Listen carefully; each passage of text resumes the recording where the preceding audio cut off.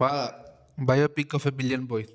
വിപിൻ ദാസ് തിരക്കഥ എഴുതി ആനന്ദ് മേനോൻ സംവിധാനം ചെയ്ത് ജോമോൻ ജോർജ്, സിജു സണ്ണി, സാഫ് ബോയ്, അമിത് മോഹൻ എന്നിവർ കേന്ദ്ര കഥാപാത്രങ്ങളെത്തിയ സിനിമയാണിത്. സിനിമയുടെ കഥയിലോട്ട് വരികയാണെങ്കിൽ, പഠിത്തത്തിൽ അധികം എടുത്തു കാണിക്കാൻ പറ്റാതെ മാതാപിതാക്കളുടെയും സൊസൈറ്റിയുടെയും പ്രഷറും മറ്റു ജീവിത പ്രശ്നങ്ങളും എല്ലാം അനുഭവിക്കുന്ന ഒട്ടനവധി മിഡിൽ ക്ലാസ് ബോയ്സിന്റെ കഥയാണ് ഈ സിനിമ പറയുന്നത്. ബിന്ദാസിന്റെ തിരക്കഥയും സംഭാഷണവും ഈ സിനിമയുടെ ഏറ്റവും വലിയ പോസിറ്റീവുകളൊന്നു തന്നെയാണ്. കേന്ദ്ര കഥാപാത്രമായി എത്തുന്ന വെറും 5 ക്യാരക്ടർ മാത്രമാണെങ്കിലും സിനിമയിൽ വന്നു പോകുന്ന ഓരോ ക്യാരക്ടറും തുല്യമായ ഇമ്പോർട്ടൻസ് കൊടുത്തു തന്നെയാണ് അവരുടെ ക്യാരക്ടർ എല്ലാം എഴുതിയിരിക്കുന്നത്. ഇതിൽ ഏറ്റവും കുറവ് ഇമ്പോർട്ടൻസ് ഉള്ള ക്യാരക്ടറിന് പോലും ഈ സിനിമയിൽ എന്തെങ്കിലും ഒന്ന് ചെയ്യാനുണ്ട്. അതുപോലെ തന്നെ ആനന്ദ് മേനോന്റെ ഡയറക്ഷനും വളരെ നന്നായിരുന്നു. സിനിമാറ്റോഗ്രാഫി ആൻഡ് എഡിറ്റിംഗ് വളരെ എടുത്തു പറയേണ്ട ഒരു കാര്യം തന്നെയാണ് സിനിമയിൽ. കാരണം അത്രയ്ക്ക് ഗംഭീരമായിട്ടാണ് ഇവർ ക്യാമറ മൂവ്മെന്റ്സ് കൈകാര്യം ചെയ്തിരിക്കുന്നത്. ഇതിലെ കട്ട്സുകൾ ഓരോന്നും ചെയ്തിരിക്കുന്നത്.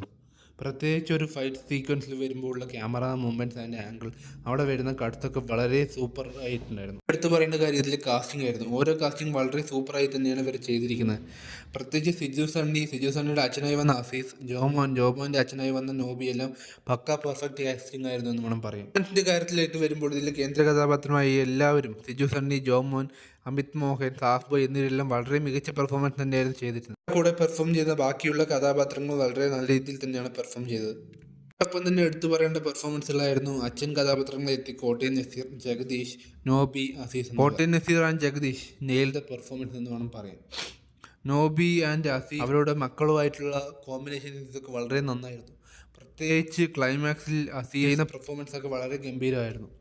അതുപോലെ തന്നെ ജഗദീഷ്, കോട്ടയം നസീർ എന്നുള്ള പെർഫോമൻസും ഗംഭീരം തന്നെയായിരുന്നു. അതുപോലെ തന്നെ ഇൻസ്റ്റാഗ്രാമിൽ നിന്ന് വന്ന ഹാഷിർ ആൻഡ് ടീംസ് വളരെ കുറച്ച് സ്ക്രീൻ ടൈമേ ഉള്ളെങ്കിലും അവർ വന്ന സ്ക്രീനിലെല്ലാം കയ്യടി മേടിക്കാൻ അവരെ കൊണ്ട് പറ്റി. ഹ്യൂമറിൻ്റെ അകമ്പടിയോടെയാണ് ഇതിൽ ആദ്യ പകുതി കടന്നു പോകുന്നത്.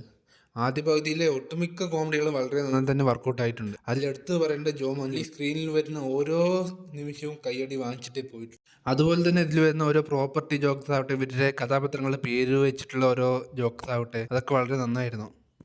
സെക്കൻഡ് ഹാഫ് കടന്നു പോകുന്നത് കൂടുതൽ ഇമോഷൻ ബേസ് ചെയ്താണ്. ഓരോ കഥാപാത്രവും കടന്നു പോകുന്ന സിറ്റുവേഷനും അവരുടെ മെൻ്റൽ പ്രഷറും എല്ലാം വളരെ നന്നായി തന്നെ കൺവേ ചെയ്യാൻ പറ്റിയിട്ടുണ്ട്. പ്രത്യേകിച്ച് എടുത്തു പറയേണ്ടത് വിഷ്ണു എന്ന കഥാപാത്രമായി അഭിനയിച്ച അമിത് മോഹൻ എന്ന് പറഞ്ഞ അതിഗംഭീരമായ ഒരു പെർഫോമൻസ് ആയിരുന്നു സെക്കൻഡ് ഹാഫിൽ പുള്ളി കാഴ്ചവെച്ചത്. ഒരുപാട് സോഷ്യലി റിലവൻ്റ് ആയ മാറ്റേഴ്സ് സെക്കൻഡ് ഹാഫിൽ വളരെ സട്ടിലായി കാണിച്ചു പോകാൻ ഇവർക്ക് പറ്റി. പ്രവാസികളുടെ പ്രശ്നങ്ങളാവട്ടെ, കല്യാണ പ്രശ്നമാവട്ടെ, തൊഴിലില്ലായ്മയാവട്ടെ, എല്ലാം വളരെ സട്ടിലായി എഫക്റ്റീവായും കാണിക്കാൻ അവർക്ക് കൊണ്ട് പറ്റിയിട്ടുണ്ട്. സോങ്സ് എല്ലാം വളരെ ഗംഭീരമായിരുന്നു. പ്രത്യേകിച്ച് വാ സോങ്ങും അതുപോലെ ഹൃദയം എന്ന സോങ് ഉപയോഗിച്ച് കൺവേ ചെയ്ത ഇമോഷൻസ് ഒക്കെ വളരെ ഗംഭീരമായി തന്നെ വർക്കൗട്ട് ആയിട്ടുണ്ടായിരുന്നു. ഇമോഷൻസ് ആൻഡ് ഹ്യൂമറിനെ വളരെ മികച്ച രീതിയിൽ ബ്ലെൻഡ് ചെയ്ത് ഒരു റോളർ കോസ്റ്റർ റൈഡാണ് ഈ സിനിമ നമുക്ക് തരുന്നത്. സോ ഈ സിനിമ ഒരിക്കലും മിസ് ചെയ്യരുത്.